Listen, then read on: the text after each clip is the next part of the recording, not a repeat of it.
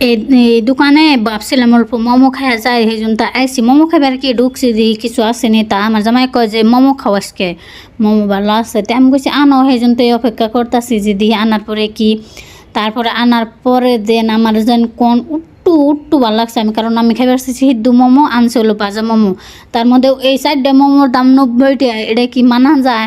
তাই তো আমি দিয়ে দিছিলাম মোমোর জামাই যে আমি খাম না। তারপরে আমি যে করলাম যে যেহেতু আনছে তাহলে খাই। আমার একবারে ভাবেন যে ভিলেজ সিরিজে যদি আজকে উট্টু ভালো লাগছে, একবার উট্টুও ভালো লাগে নাই। কার কাছে কেমন নাগে যায় না, কিন্তু আমার উট্টুও ভালো লাগে না। এই দেন চারটা মোমো 90 টাকা নেওয়া সম্ভব। আর এই দুটো আনলে তাও একটু খাইতে ভালো লাগতো, তো ভালো লাগে নাই। তারপরেও কেমন জানি একবারে কেমন জানি ভালো লাগে নাই।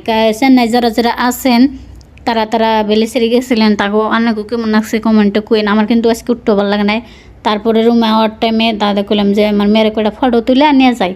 তারপর ফটো তুলবার যে ভিডিও করছি, ভিডিওটা কেমন হয়েছে আপনারা কমেন্টে কইবেন কিন্তু। আর সবাই মাশাআল্লাহ লিখে যাবেন।